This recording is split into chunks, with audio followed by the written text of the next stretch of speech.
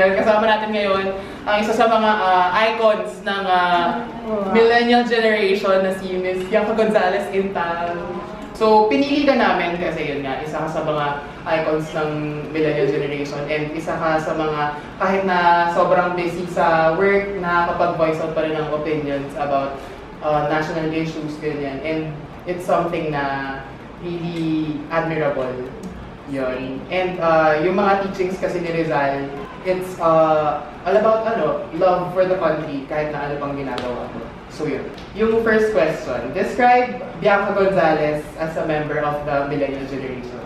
Ano siguro, me and siguro some other people in my batch, millennial man kami, malaki pa rin ang pagka-old school namin. Yun nga, alam pa rin namin kung paano mabuhay na walang technology, the old school way of doing things, yun nga, yung research. Ngayon, Google ka lang, copy-paste, ganyan. Dati talaga, magbabasa ka ng 5 libro para lang makakuha ng research mo. So siguro yun, millennial but still traditional and old school in a lot of ways. How hard is it to be someone na influential sa youth today? How hard? Yeah. Kasi di ba may pros and cons? Oo, sobra.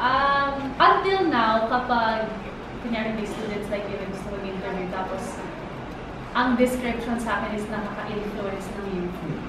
Parang hindi ko pa rin mapaniwalaan na ganun ang tingin sa akin. Until now. Kasi, for me, sobra kong normal lang na tao and it just so happened na sa TV ako nagtatrabaho. Kaya mas madaming tao na kilala ako, mas na-magnify siguro. Pero for me talaga, to this day, I am just a normal person na may normal na opinion. Nakatulad din ng opinion ng iba, except na dahil sa trabaho ko, mas maraming nakakakita ng sinasabi ko or nakakarinig ng sinasabi ko. It feels surreal to be called influential. And tulad na sinabi mo, ang dami talagang pros and cons. Pros, for me, ang pinakamalaking pro, and to this day, kaya pa rin ako vocal about my opinions on different issues is, nung nagsimula ako sa TV, it was for a show called Why Speak. And dun talaga, ang point talaga ng show namin is lahat maririnig, lahat may opinion, at iba-iba man, we all deserve to be heard. And to this day, yun ako. So kung may opinion ako, sasabihin ko. And gusto kong nag-share ng opinion ko kasi may ibang tao na mag-reply, nag-agree sila, pero may ibang tao nag-reply, disagree sila. So it's through discourse and talking about issues na may mga nare-realize tayo, may mga natutunan tayo. So that's why I still share my opinions so that others will be encouraged to share theirs as well, kahit na iba dun sa akin. And isang malaking con, lalo na ngayon in the age of social media, is nawawala na yung respectful discourse. Kasi ngayon, for some reason, in the past few months or years, basta iba yung opinion sa'yo, murahan na, bashing na, personalan na, which shouldn't be the case. I mean, lahat tayo pwede mag-share ng opinion, lahat tayo valid na opinion, pero walang insultuhan, alam mo yun? Pero sadly yun nga, dahil yun ang milieu ng social media, yun ang isang napakalaking negative effect ng pagiging vocal today. Paano ka nag-start na maging involved or paano ka nag-start na mamulat sa mga national issues and kailan ka rin nag-start to voice out your opinions regarding national issues? Ever since pinalaki kami ng parents ko na give our own opinion and be vocal about it. Recently, yung mommy ko, may kinalkal na picture kasi, nung 3 years old ako, 1986, dinala niya kami sa Luneta. So I guess early on in our household, yung mom ko at dad ko, nakakita nila na aware sila lagi sa social issues. And ako siguro hindi ko namamalayan, lumalaki ako na gano'n. For me, yun yung normal na aware ka lagi sa balita. Every morning, yung dati ko nagbabasa ng dyaryo, nanood kami ng balita sa TV, sa radio. So yun, I grew up na ang household ko aware lagi sa mga issues, and then pinag-uusapan din sa bahay, ganyan. So, ever since, and then sakto, I was 4th year college yata, bumubuo si Father Kaluwag at ang ABS ng youth-oriented show. May host na sila na si Karen Davila and Ryan Agoncillo. Tapos naghahanap sila ng parang batang babae na idadagdag sa group.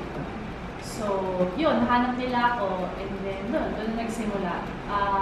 Yun, from the very start of my career, mema na ako. Yun lang. So, nagtuloy-tuloy na talaga na parang nakita ko yung naging effect ng YSpeak dun sa mga schools na binivisit namin. And to this day, parang madami pa rin nagugulat kami, marami pa rin mayroon ng YSpeak. So yun, yung brand na yun, naging simbolo nga siya ng speaking up, voicing out your opinion. Whether agree, pwede naman kasi yun sa isang pamilya, sa isang barkada, magkakaiba kayo ng opinion. Pero hindi ibig sabihin nun na patay. Yun. So, yun ang naging story ko. So, from the start, from YSpeak, nagtuloy-tuloy. So, meron talagang difference yung time mo before kasi before college student and you're working. Pero ngayon, meron ka ng family, meron ka ng work, and meron ka pang ibang ginagawa sa life. Pero, meron ka pa rin time to, not just post on social media, meron ka pa rin time talaga to go out on the streets para ipaglaban yung mga gusto mo ipaglaban. So, anong nagmo-motivate sa'yo to go out dun sa public talaga? Kasi diba recently nag-attend ka din Yes. I don't think it changes eh. If lumaki kang nag-rally-rally habang estudyante ka, kahit na may pamilya ka na, parehong tao ko pa rin naman eh. If anything, mas motivated ka pa nga na gawing mas maganda yung mundo para sa anak mo. Alam mo yun? I constantly worry anong klaseng Pilipinas nalalaki yung anak ko. Kasi ngayon parang ang dami ng kaguluhan. So yun, I don't think it changes. Ganun ako dati, so ganun pa rin ako ngayon. Yun lang nga, because of the nature of my job. Kahit na ang daming ibang taong pumunta sa rally, may ibang nakakapansin na nakapunta ako sa rally dahil nga mas maraming followers, ganyan, sa social media. But yun, I don't think anything changes, and I think the main motivation is kapag naniniwala ka na merong isang bagay na mali and meron ka namang magagawa para sabi sa ibang tao na uy, mali yan, baka dapat pag-isipan mo kung yan pa rin yung susuportan mo. You should do it. And whether or not meron kang makonvince, at least at the end of the day, alam mo, trinay mo. And last question. Kung matatanong mo si Rizal ng... Nakakaloka, ang hirap. Kuwari ako si Rizal. Wow! Tito Boy. Kuwari matatanong mo si Rizal ng isang bagay, isang tanong lang, anong gusto mo itanong sa kanya? Oh my goodness. Siguro, seeing everything you've seen, what do you think went wrong? What did you do wrong? Very nice. Ganda.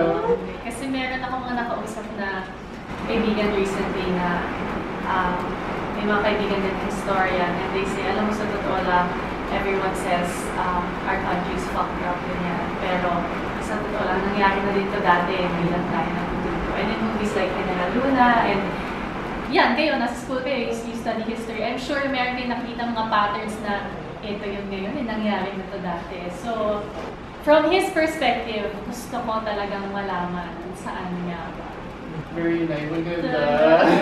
Kaya pala ko natin si Ate V. Wait na may camera kasi kami, diba? Gusto lang kapalakpak na lang. Thank you, sobra. Thank you very much. Thank you for visiting us. Thank you for pleasure, sobra.